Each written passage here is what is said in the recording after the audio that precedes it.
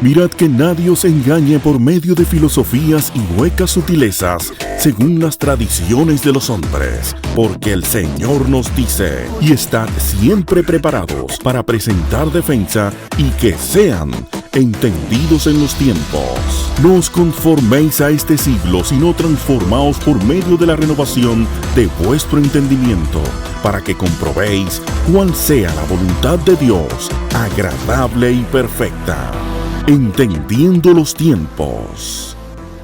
Grandes multitudes le acompañaban, y él volviéndose les dijo: Si alguno viene a mí y no aborrece a su padre y madre, a su mujer e hijos, a sus hermanos y hermanas, y aún hasta su propia vida, no puede ser mi discípulo. El que no carga su cruz y viene en pos de mí, no puede ser mi discípulo. El costo de ser cristiano es el tema que estaremos tratando en este día, y tenemos con nosotros a Sugel Michelén. ¿Cómo estás, Sugel? Muy bien, gracias. Y a Salvador Gómez. Hoy estamos completos los tres. ¿Cómo estás, Salvador? Hay un dolorcito por ahí. No, estoy bien, gracias al Señor. Para variar. Sí. Sugel, ¿qué avisos tenemos antes de entrar en el tema?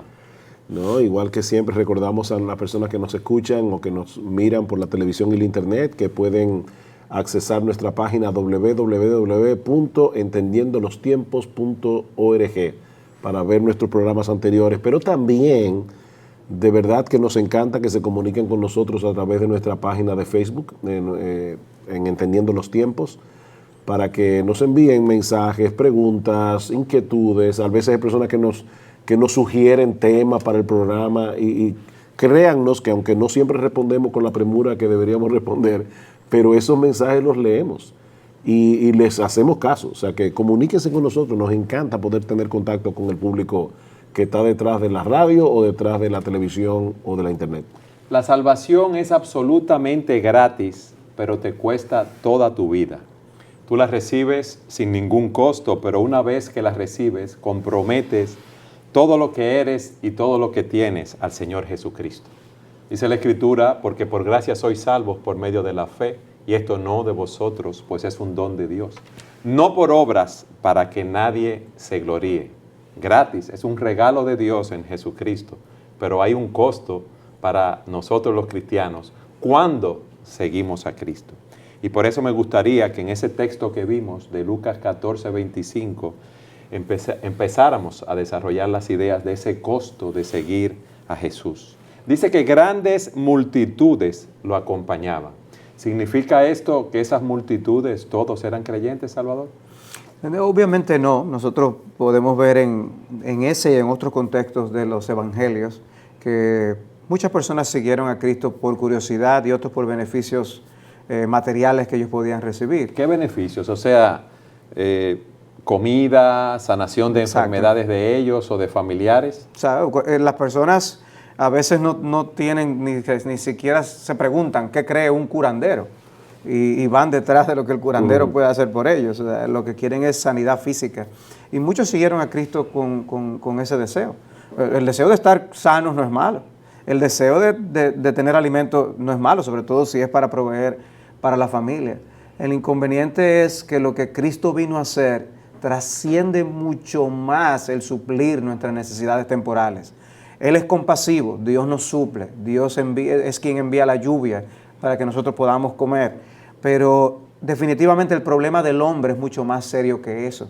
Y lo que Cristo por eso vino a hacer fue a predicar las buenas nuevas de salvación, las buenas nuevas de que nosotros podemos ser reconciliados con Dios por la enemistad en la que hemos incurrido por causa del pecado, y que Él puede limpiarnos absolutamente de todos nuestros pecados y maldades, que su sangre nos limpia de todo pecado. Seguir a Cristo por intereses personales, por intereses egoístas, son motivaciones indignas por las cuales ir detrás del Señor, y lamentablemente vivimos en días donde eso es precisamente lo que las personas andan buscando.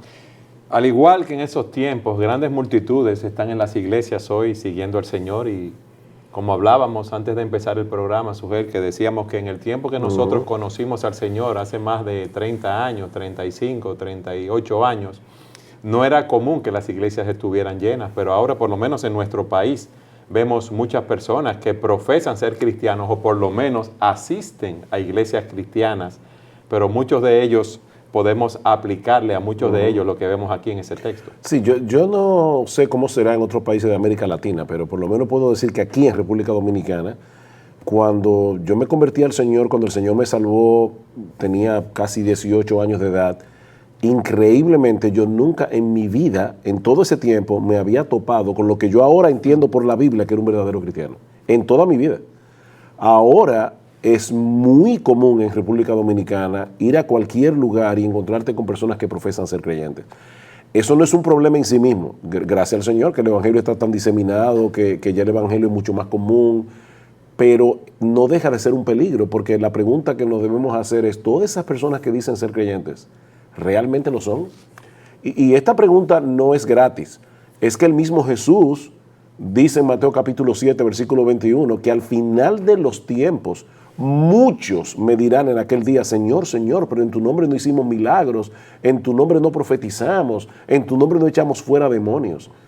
Y Cristo les dirá, yo nunca os conocí, apartados de mí, hacedores de maldad. O sea que no solamente es posible que una persona crea que es cristiano y no serlo, sino que es posible que esa persona haga cosas extraordinarias, no en nombre de Mahoma, ni en nombre de Buda, en nombre de Jesús, y no ser creyente. Eso es lo que ese texto está enseñando. Y lo que vemos a Cristo es actuar en amor, en aclarar ese punto, porque algunos ven amor en no decir nada que pueda ofender al otro.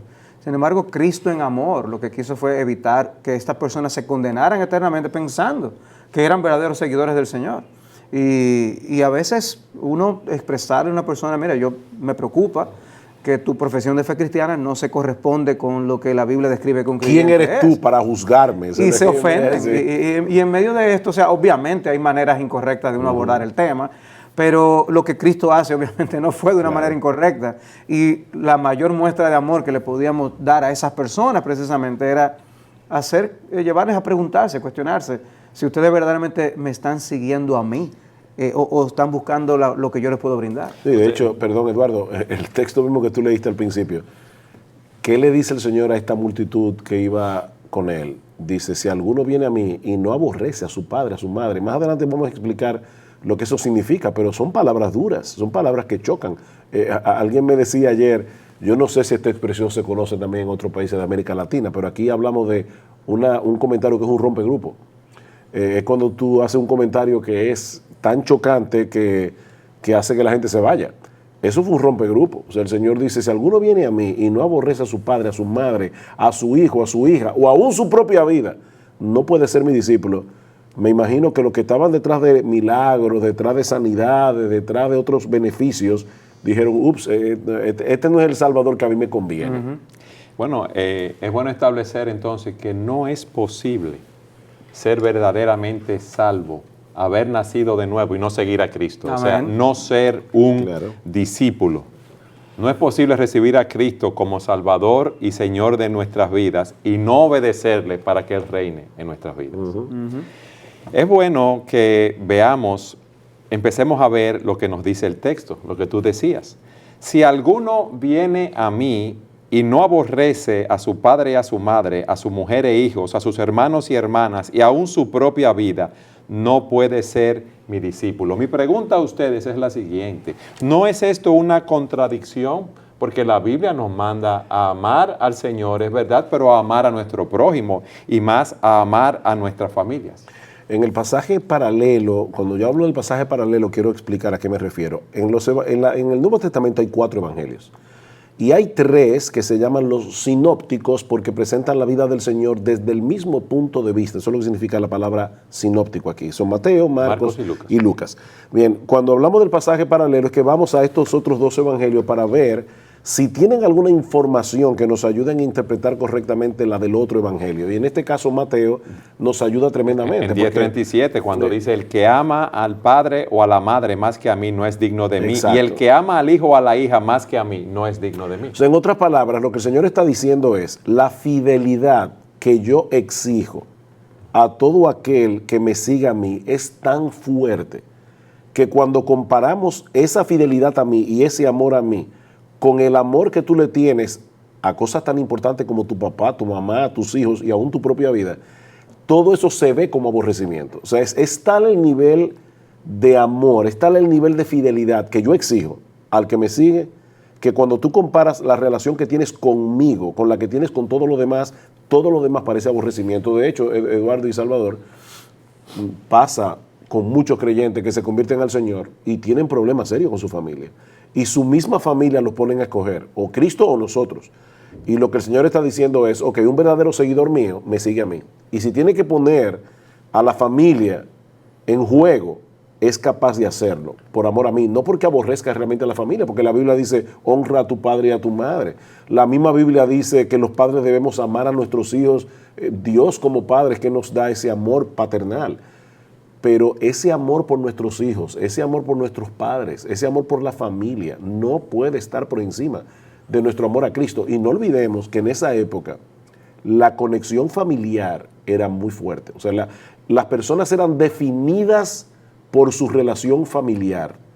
Cristo está diciendo, a partir de ahora, tu vida va a ser definida en cuanto a tu relación conmigo, no en cuanto a tu relación familiar. Y lo vemos en el primer gran mandamiento, amarás al Señor tu Dios con todo tu corazón, con toda tu alma, con toda tu mente y a tu prójimo, como a ti mismo. Pero es el amor a Dios lo que debe caracterizarnos. El punto para mí crucial cuando tratamos este tema, porque uno puede quedarse a verlo desde un punto de vista muy emotivo, sentimental, y decir, caramba, pero el amor a la familia, ¿no?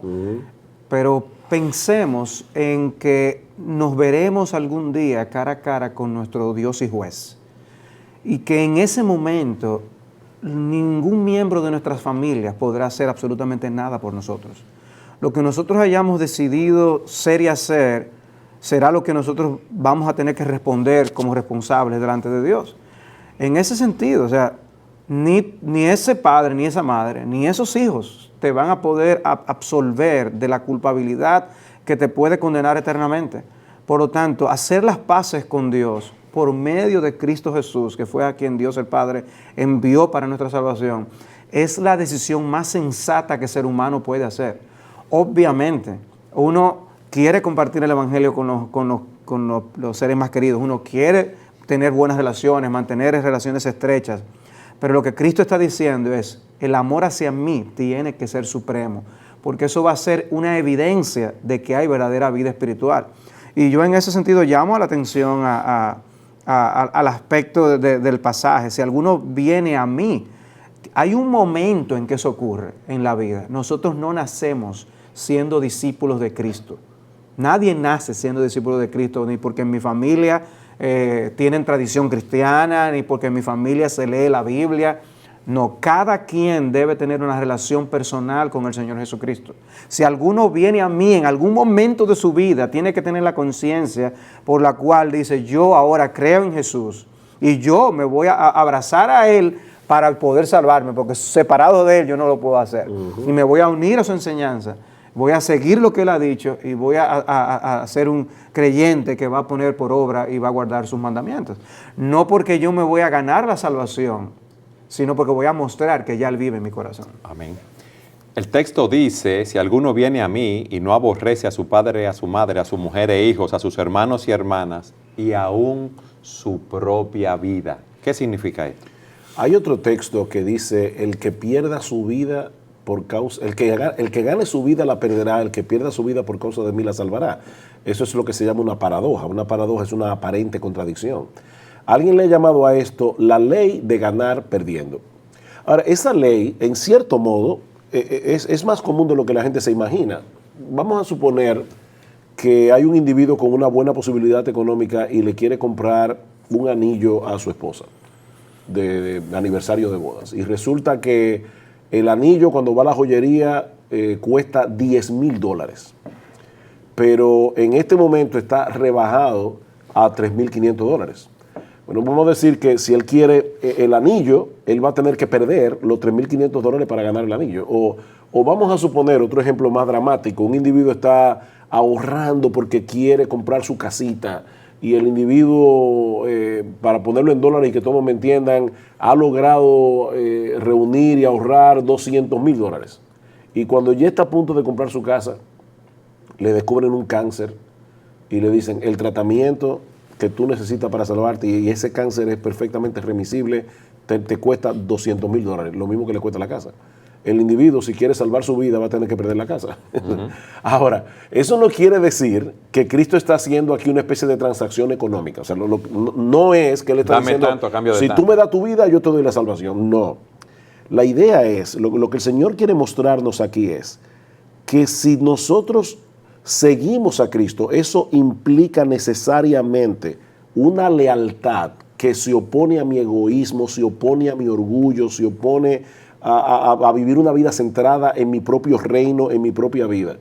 Es en ese sentido que Él está diciendo, mira, seguirme a mí y creer en mí es gratis, o sea, la salvación es gratuita, yo pagué el precio en la cruz del Calvario, pero quiero explicarte lo que implica seguirme, porque implica una lealtad que se opone a tu orgullo, a tu egoísmo, a tu egocentrismo. En ese sentido tú vas a perder la vida para salvar tu vida. Es la idea. Y se entiende, y también hay un aspecto, como dice el Salmo 16:11, me darás a conocer la senda de la vida, en tu presencia hay plenitud de gozo, en tu diestra deleites para siempre. ¿Qué quiero significar con eso? Que estamos perdiendo nuestra vida, entre comillas, en el sentido que tú lo dices, pero lo que estamos ganando es mucho más la salvación de nuestras almas, el ser liberados de una condenación eterna y el gozo de disfrutar de una comunión con Dios. También como dice el Salmo 37:4, pon tu delicia en el Señor y Él te dará las peticiones de tu corazón. No debemos ver lo que perdemos, supuestamente, sino todo lo que ganamos en Cristo. De hecho, pero lo vamos a ver en el próximo segmento. Próximo segmento. ¿Cómo tú sabías que yo iba a decir eso? No, porque ya conozco tus hábitos y costumbres. Está bien. Siga con nosotros en su programa Entendiendo los Tiempos.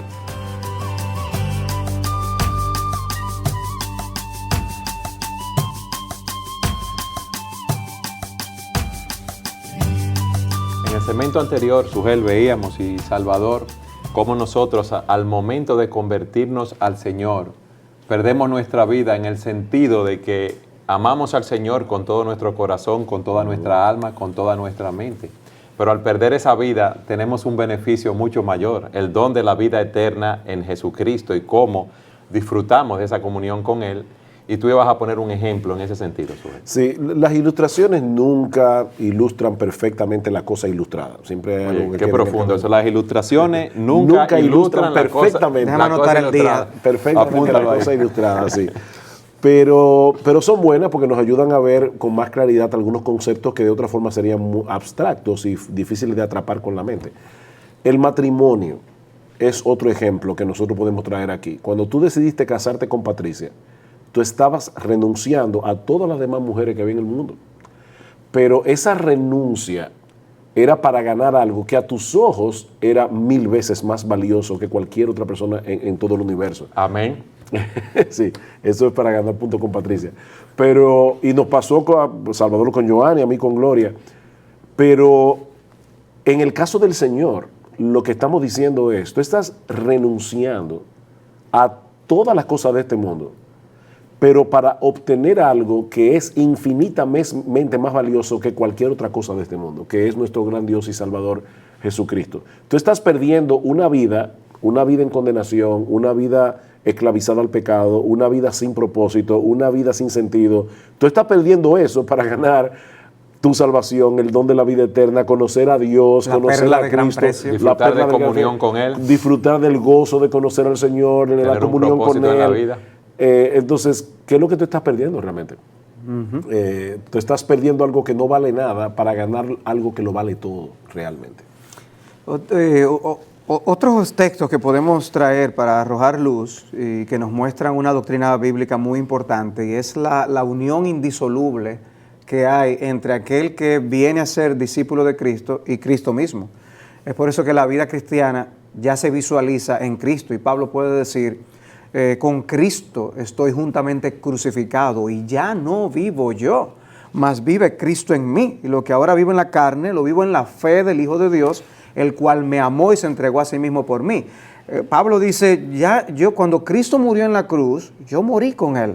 Ahora, mi muerte no es para salvar, mi muerte no es para yo realmente ser redentor de otras personas.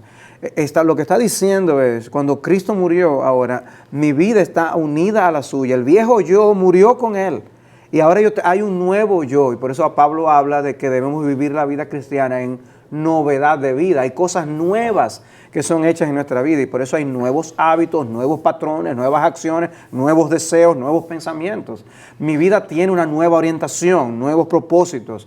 Y en ese sentido, esa muerte o esa cruz que llevamos, ese hecho de que ya no tomamos nuestra vida preciosa, va a evidenciarse en el día a día por las decisiones que tomamos, las cosas que hacemos y dejamos de hacer. O sea, que pecados que nosotros antes cometíamos con deleite, ahora lo damos muerte, como dice la Escritura. ¿Y por qué? Bueno, porque como dice el mismo Pablo, el amor de Cristo nos presiona, nos pone un empuje que ahora encamina la vida en otra dirección para que los que viven ya no vivan para sí, sino para aquel que murió y resucitó por ellos. Hay una nueva orientación. No es que estamos muertos, ya no hacemos nada. No, estamos vivos para Dios en Cristo Jesús. Qué bueno es ver que un cristiano tiene esa nueva orientación, amar al Señor con todo su corazón, con toda su alma, con toda su mente, como nos dice el texto. Pero fíjense que en Lucas 14:27 se nos dice, el que no carga su cruz y viene en pos de mí, no puede ser mi discípulo. ¿Qué significa eso de cargar su cruz? Las personas dicen, yo tengo una enfermedad, yo estoy llevando una cruz, la cruz es mi matrimonio, sí, o esta situación económica. ¿Qué significa cargar la cruz? Tal vez pudiera ser más ilustrativo, otra vez las ilustraciones, si leemos el texto de esta manera, si alguno quiere venir en pos de mí, tome su silla eléctrica y sígame. En una época como esta, tú escuchas silla eléctrica, ya tú sabes una cosa, que se está hablando ahí de muerte. O sea, lo que el Señor está diciendo es, yo quiero que tú entiendas claramente que seguirme a mí no es añadirme a mí a todo lo que ha sido tu vida hasta ahora, y ahora tú vas a añadir un parcho más, tú vas a añadir un elemento más, que es Cristo, que es lo que está pasando con muchas personas en el día de hoy. O sea, hay muchas personas que dicen, yo soy cristiano. Su vida es exactamente igual a lo que era antes de su supuesta profesión de fe. Los mismos hábitos, los mismos valores, los mismos pecados, la misma conducta, pero dicen que son cristianos. Cristo es como un parche que se le ha añadido a su vida. El Señor está diciendo, no. Si tú decides seguirme a mí, tu yo pecaminoso, tu yo antiguo, tu yo con antiguos valores, ese yo va a morir. Tus prioridades van a morir. Va a ser un yo completamente nuevo. ¿Tú estás dispuesto a eso? O sea, la salvación es gratis, pero te cuesta todo a final de cuentas, porque seguir a Cristo te cuesta todo.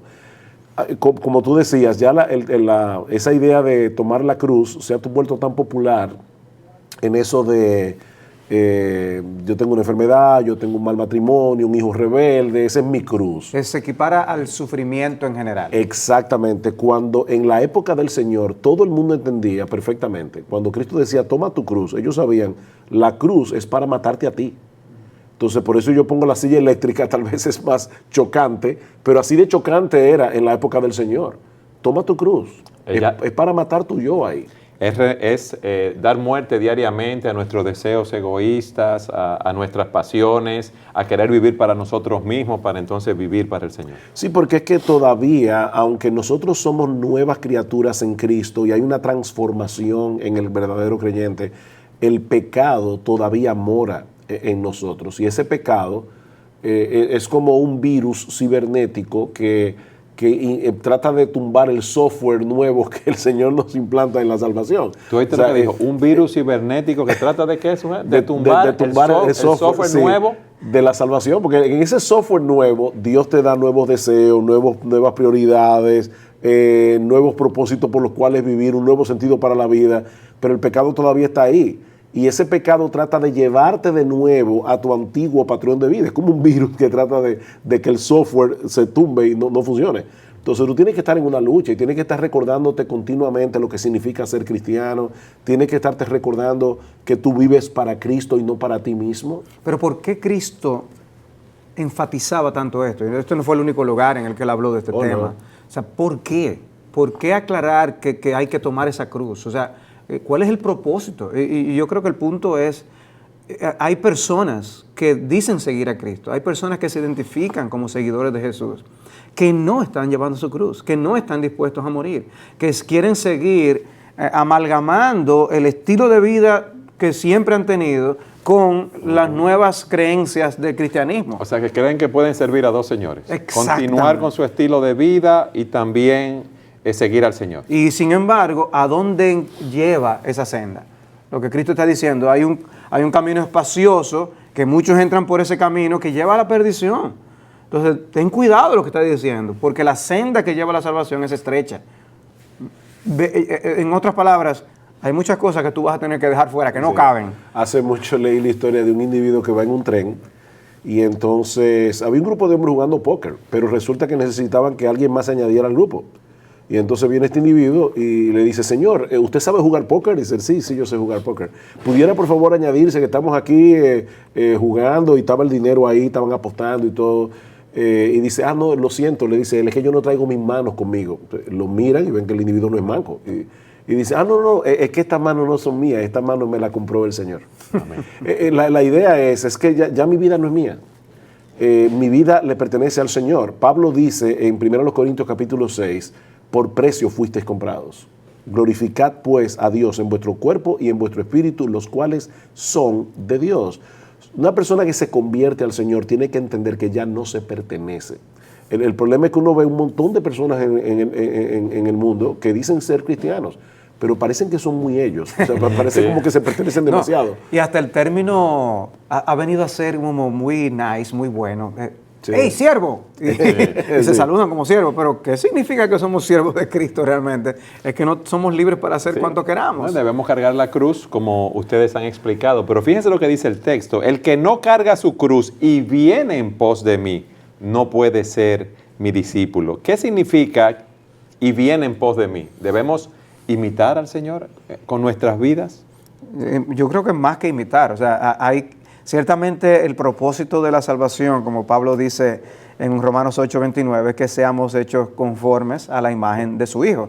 Y el mismo Cristo nos invita a seguir sus pisadas.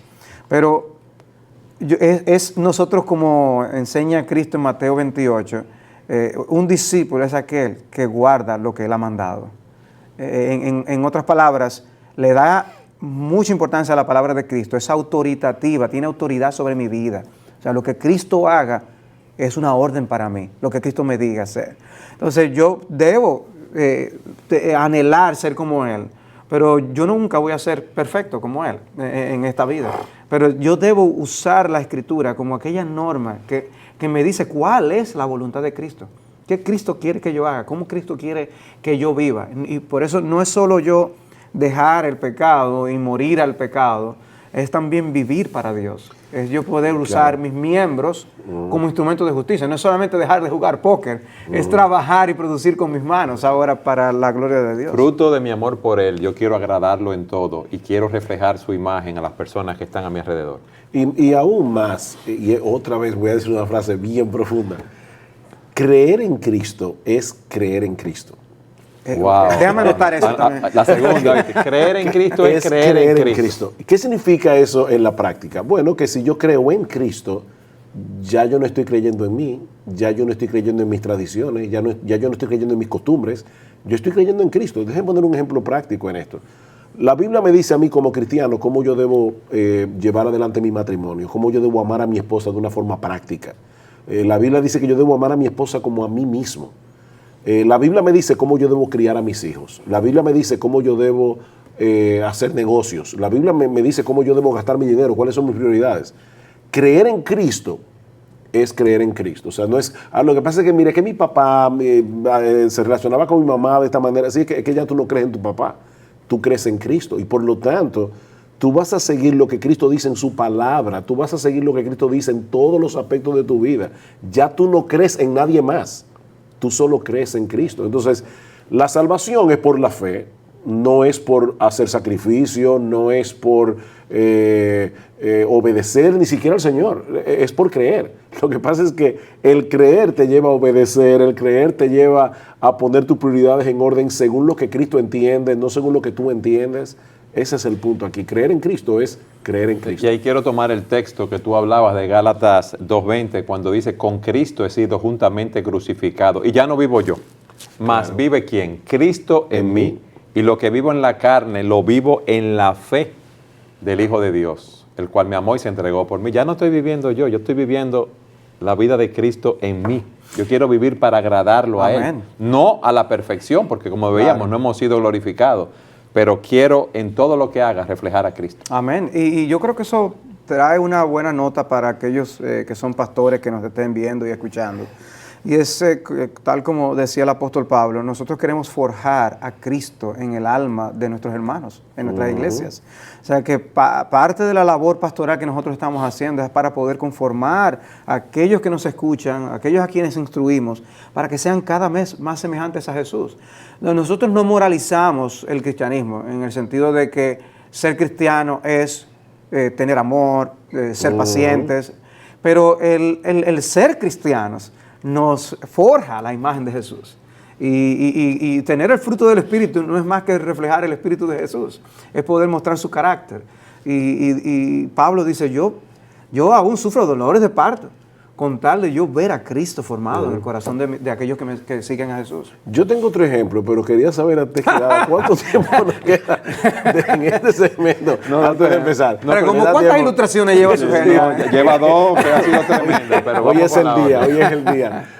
Vamos a suponer, y otra vez recuerdo que las ilustraciones no ilustran perfectamente la cosa ilustrada, pero vamos a suponer que aquí hay una mujer que está casada con un individuo perfecto. Perfecto. O sea, el individuo no comete una sola falta. Esa es la ley. La ley de Dios le dice a todos los seres humanos cómo deben vivir, pero la ley no te ayuda en nada para tú poder hacer eso. Entonces, este esposo perfecto llega a la casa y le pone la mano a los muebles y dice, mira, tiene 3 motas de polvo. Mira, los zapatos en el closet no están exactamente alineados uno con otro. Mira, la camisa no está por color. O sea, es un individuo perfecto. Y esta mujer está desesperada porque ella no es perfecta. Para colmo de males, ella conoce a otro hombre que resulta que es perfecto, pero increíblemente bondadoso. Y este hombre no solamente le exigiría cosas, sino también le daría toda la ayuda que ella necesita para poder cumplir con esos objetivos. Entonces, este nuevo hombre le dice, yo no puedo hacer nada contigo porque tú estás casada, pero yo te propongo un plan. Yo te voy a matar. Cuando tú mueras, tú vas a quedar libre de tu matrimonio. Pero luego te voy a resucitar, porque el individuo tiene poder para hacerlo. Y me voy a casar contigo. Y eso es exactamente lo que hace el Señor Jesucristo con el creyente. Pablo dice, en Romanos capítulo 7, dice, habla a los que conocen la ley. ¿No sabían ustedes que la mujer está sujeta a su marido mientras tanto éste vive? Pero si él muere o ella muere, queda libre de la ley del marido. Así también, dice Pablo, ustedes han muerto a la ley para ser de otro, le dice Pablo. Así mismo, para ser de Cristo. Entonces, ¿qué es lo que ha pasado aquí? Yo he muerto a la ley, a esa ley que me exige, tú tienes que hacer esto y esto y esto. Y tienes que ser perfecto. Ahora he muerto y resucitado juntamente con Cristo y me casé con Él. Yo sigo teniendo la obligación de obedecer a Dios y de cumplir la ley. La diferencia enorme es que ahora yo tengo a un Cristo, a un Salvador que vive en mí y por su Espíritu y por su gracia me da la ayuda que yo necesito para poder obedecerle y para poder vivir para Él. Esa es la diferencia. Nosotros somos de otro. El que no manifiesta eso en su vida no debería engañarse a sí mismo creyendo que es cristiano porque no lo es. O sea, si tú dices ser cristiano ahora y tus prioridades son las mismas que antes, tus valores son los mismos que antes, tú vives por las mismas cosas que antes, tú no eres cristiano. Alguien dijo, si camina como ganso, se mueve como ganso y habla como ganso y parece un ganso, mira, lo más seguro es que es un ganso. El que dice que permanece en él debe andar como él anduvo. Primera de Juan 2:6. Exacto. ¿No te interrumpí, Sujel? No, yo estoy sorprendido, Vamos a una pausa. Siga con nosotros en su programa Entendiendo los Tiempos. Y ahora, los recomendados.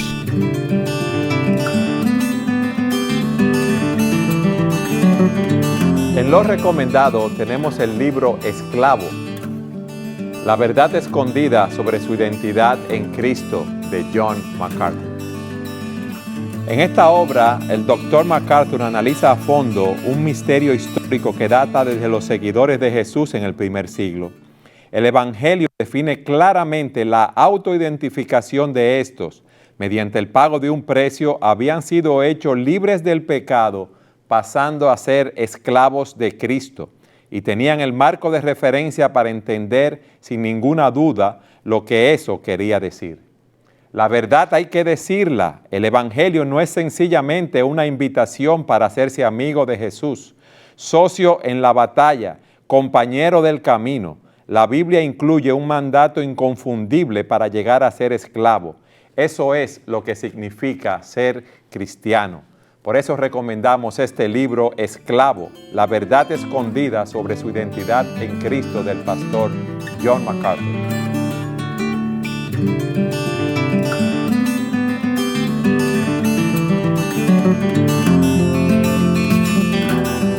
Hasta aquí hemos visto que la salvación es gratis, por gracia, por medio de la fe. Pero cuando en el momento que nos convertimos, entregamos nuestra vida y todo lo que somos al Señor. Y veíamos cómo un cristiano debe amar al Señor con todo su corazón, con toda su alma, con toda su mente. Cómo un cristiano debe cargar su cruz e ir en pos de Cristo. Debe ser un discípulo. Pero en ese texto de Lucas que hemos estado analizando, también se nos dice en el versículo 33, así pues, cualquiera de vosotros que no renuncia a todas sus posesiones, no puede ser mi discípulo. ¿Significa eso que un creyente, un discípulo debe tomar un voto de pobreza? Mira, lamentablemente, a través de la historia, no son pocos los que han interpretado ese texto de esa manera, y de hecho el movimiento monástico de la Edad Media en parte nace por una mala interpretación de ese texto. O sea, muchos entendían que había que venderlo todo literalmente. Hacer un voto de pobreza, irse a un convento aislado y vivir allí. Sin embargo, nosotros vemos en la Biblia hombres como Abraham, por ejemplo, de quien se dice que era el padre de la fe, que era un hombre piadoso, y el texto bíblico señala de manera explícita que era muy rico. El mismo Pablo dice, yo sé tener abundancia. O sea, así como él también supo tener pobreza, sabía tener abundancia y sabía cómo manejar la abundancia. Pablo mismo en 1 Timoteo capítulo 6, versículo 17, dice, a los ricos de este siglo, mándales, o sea, la orden, que no sean altivos, que no pongan su esperanza en las riquezas, las cuales son inciertas, sino en el Dios vivo que nos da todas las cosas en abundancia para que las disfrutemos y que sean ricos en buenas obras. O sea, Pablo no dice a los ricos de este siglo yo les mando que repartan sus riquezas. Él dice a los ricos yo les mando que no sean altivos, que no pongan su confianza en las riquezas. Entonces el punto no está en que yo venda literalmente todo lo que yo tengo, es que yo renuncie a ello. O sea, que mi corazón no esté apegado a esas cosas, que mi confianza no esté en las riquezas.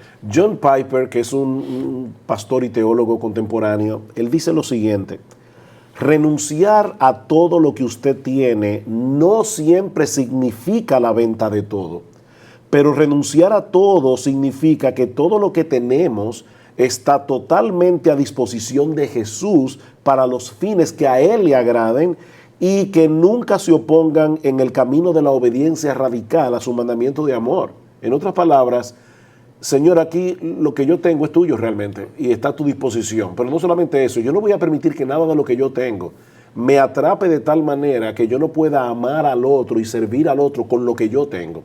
Eso es lo que significa renunciar. Al tú saber que ya tú no te perteneces, al tú saber que ya tú no eres tuyo, todo lo tuyo ya no es tuyo, es de Jesús. Y puede ser que Cristo a algunos le pida más que a otros en ese aspecto que se puede cuantificar.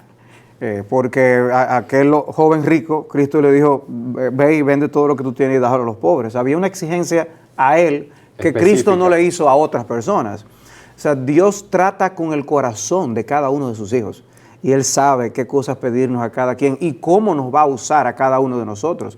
Y hay personas que Él ha utilizado, que han tenido que tomar decisiones por causa de las misiones, por ejemplo, trasladarse a ciertos lugares y renunciar a cosas que tenían, posesiones y algunas de estas cosas, con miras a ser proclamadores del Evangelio.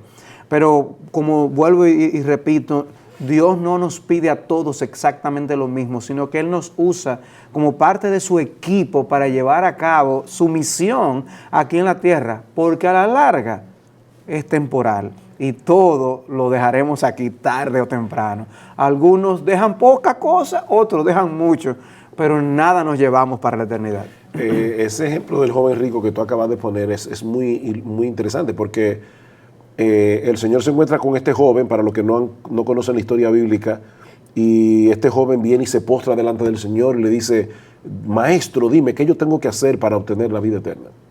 Y Cristo dice, o sea, tú quieres obtener la vida eterna haciendo algo. Mira, tú sabes los mandamientos, obedécelos. Y el joven rico dice, yo los he guardado todos desde mi juventud. Y el Señor le dice, mira qué bien, ahora te falta una sola cosa, vende todo lo que tiene y dáselo a los pobres. Y dice que este joven rico se fue triste porque tenía muchas posesiones. ¿Realmente le estaba enseñando Jesús que para ir al cielo había que obedecer los mandamientos o había que venderlo todo? No, Jesús estaba haciéndole ver a este joven rico que no era verdad que él obedecía los mandamientos del Señor, porque los dos mandamientos más importantes son: amarás al Señor tu Dios con todo tu corazón, con toda tu alma, con toda tu mente, y al prójimo como a ti mismo, y él estaba violando esos dos mandamientos. Ahora, ¿cuál era el punto de Jesús aquí? Hacer que este joven renunciara a sus ídolos para que lo siguiera únicamente a él. Que es lo que todo el mundo debe hacer. Y eso es lo que todo el mundo debe hacer. O sea, no todo el mundo tiene que vender sus posesiones, pero todo el mundo tiene que renunciar a sus ídolos. Todo el mundo tiene que tomar sus posesiones y ponerlas en su lugar. Y a Dios colocarlo en el trono, a Dios colocarlo en Cristo, en el centro de todo. Y uno presentarse como un sacrificio vivo, uno y lo que uno tiene delante de Dios. Exactamente. Y ya las riquezas dejan de ser un estorbo para tu vida cristiana, dejan de ser un estorbo para amar a otros. O sea, hay muchos ricos muy tacaños. Y cuando se convierten al Señor, el Señor les da generosidad. ¿Pero por qué? Porque están tratando de ganarse el favor de Dios a través de limosnas o a través de buenas obras. No, es que ya las riquezas perdieron la connotación que tenía. Ahora este hombre ve sus riquezas como algo que Dios le ha dado para servirle a él primero y luego para servir a los demás a través de sus riquezas. Las riquezas dejaron de ser un ídolo, y eso fue lo que el joven rico no estuvo dispuesto a hacer. Y lamentablemente, si este joven no reaccionó en el resto de su vida, ese joven ahora mismo ya no tiene nada, está en el infierno, en una condenación eterna, y no tiene a Jesús, porque cambió a Jesús, el Salvador eterno y la riqueza eterna, por una riqueza temporal que no dura para siempre. Pero tú nos llevas al analizar este pasaje a ver cómo muchas personas intentan ser seguidores de Jesús con los términos equivocados. En el texto de Lucas capítulo 9 se presentan casos de personas que intentaron seguir a Jesús.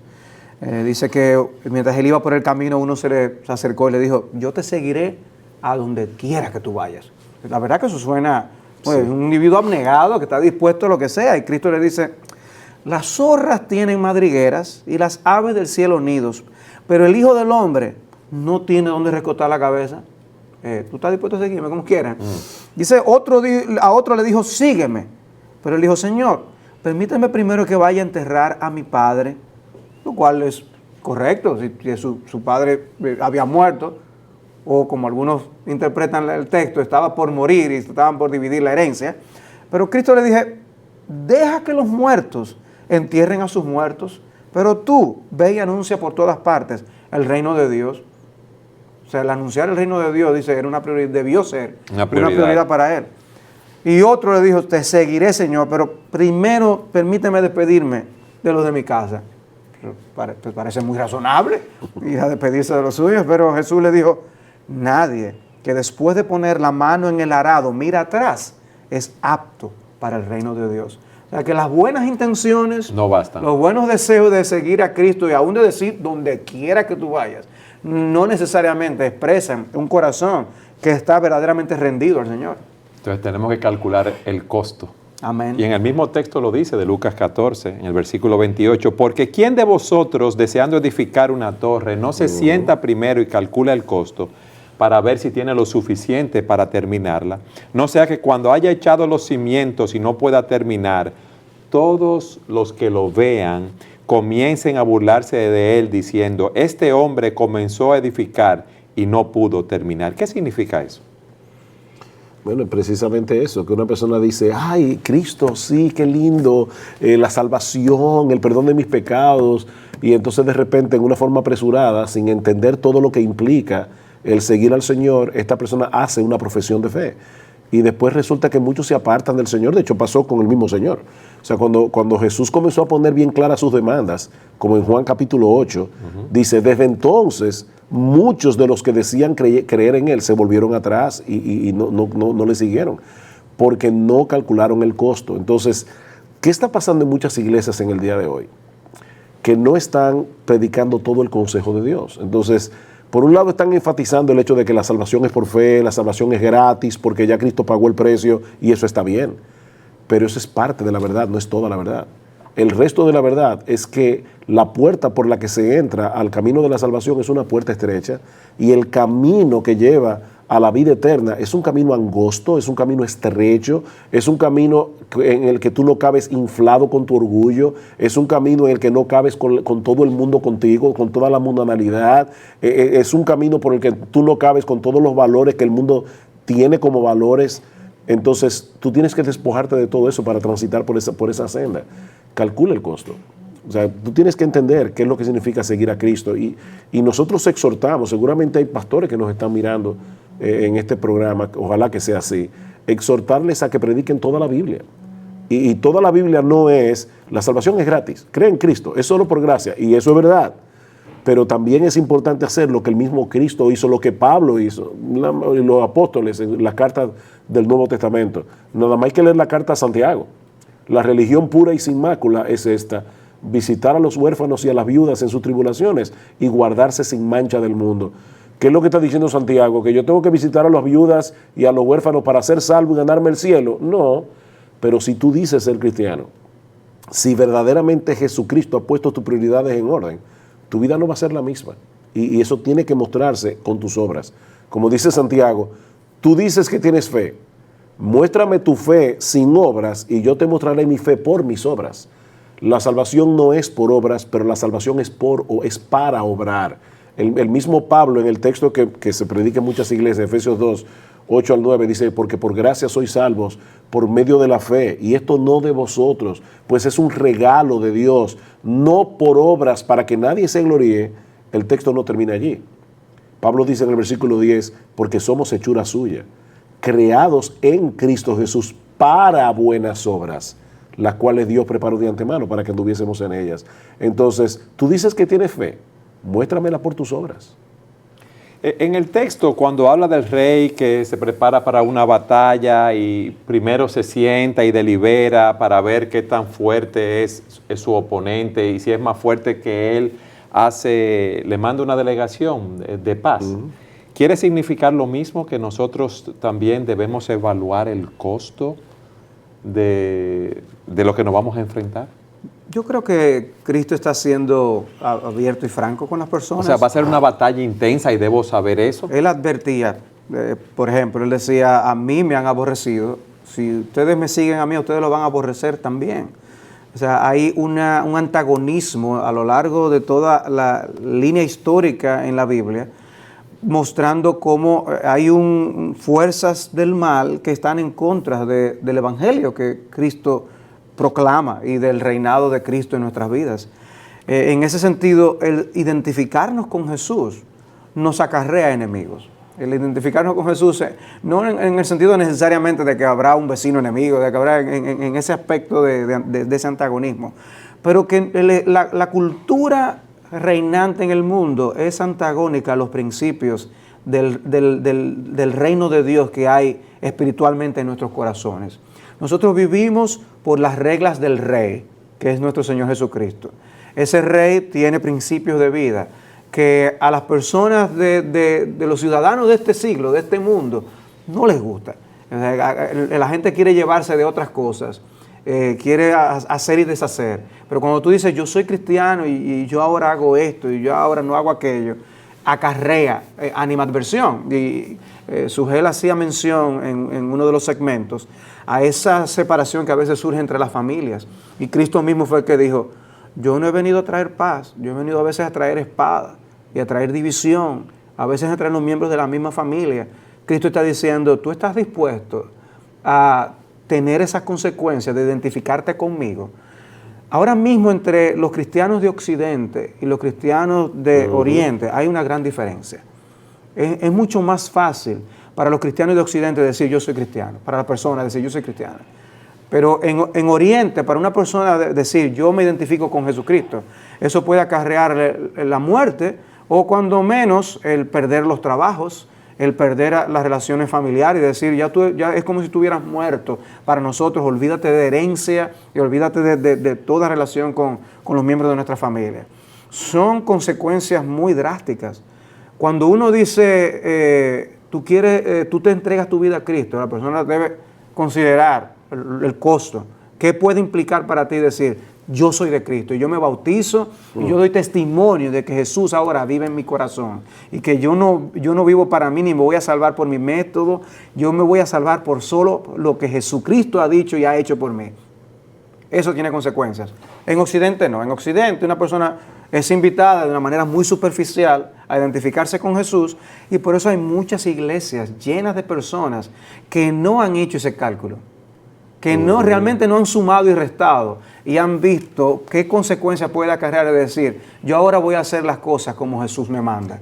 Y es por eso que muchas personas que dicen ser cristianas no están salando, no tienen sazón, claro, como dice el texto más adelante. Es un cristianismo muy superficial, es un cristianismo que no transforma a las personas. Entonces, ¿qué cristianismo es ese? Es como alguien decía, tú no puedes cantar en la iglesia el domingo a Cristo coronad y el resto de la semana, pero sigo siendo el rey. No se puede. O sea, Cristo es rey el domingo, el lunes, amén, el martes, el miércoles. Amén. Entonces, tú estás dispuesto a someterte a ese rey. Tú estás dispuesto a verte a ti mismo como un esclavo, que tiene un buen rey, que tiene un buen amo, pero sigue siendo un esclavo, sigue siendo un siervo. Tú no puedes cantar yo sigo siendo el rey. Es a Cristo coronat los 7 días de la semana. Yo quiero. A mi manera. O a mi manera. Vivir a tu manera. No tiene que ser a la manera de Dios. Sí. Yo quiero que en el tiempo que nos queda ya le den un mensaje a las personas que nos oyen. ¿Quién quiere empezar? Yo le voy a ceder la palabra. Que nos ven a través de la televisión. Bueno, definitivamente hemos hablado hoy del costo de ser cristiano, pero yo quisiera dejar en sus mentes lo glorioso que es ser cristiano. Tiene un costo, te cuesta tu vida, pero para ganar una vida infinitamente mejor. El Señor es glorioso, el Señor es bueno, el Señor perdona nuestros pecados y nos concede el don de la vida eterna, que no es otra cosa que comunión eterna con Él, no es un ticket gratis al cielo. La vida eterna consiste, como dice el Señor en Juan 17:3, en conocerte a ti, el único Dios verdadero, y a Jesucristo a quien has enviado. Amén. Es glorioso ser cristiano. Amén. Y vale la pena perder hasta la vida misma, amén, literalmente, si es necesario, amén, con tal de tener a Cristo. Amén. Amén. Salvador. En Apocalipsis hay una frase interesante para hablar de los mártires, de aquellos que han muerto por Cristo. Y dice que fueron aquellos que no tuvieron por preciosa o estimaron por preciosa sus vidas. Evidentemente es una marca de un creyente, de un hijo de Dios, que estima a Cristo por encima de todo. Ahora, la verdad es que quizás para la mayoría de nosotros el seguir a Cristo no va a llevarnos a una decisión tan extrema. Pero significa que nosotros sí vamos a tener todos los días decisiones que tomar, en las que o vamos a complacernos a nosotros mismos y seremos egoístas, o cumpliremos las palabras de Pablo en 2 Corintios 5, 14 y 15. Ya no viviremos para nosotros, sino para aquel que murió y resucitó por nosotros. La salvación en Cristo es gratis. Amén. Pero una vez que recibimos a Cristo por medio de la fe, le entregamos lo que somos y lo que tenemos. Nos ponemos como un sacrificio delante de su altar. Amén. Y como hemos visto hoy, debemos considerar ese costo. Y como dice el texto, el que tiene oídos para oír, oiga. Amén. Gracias por haber estado con nosotros en su programa Entendiendo los Tiempos.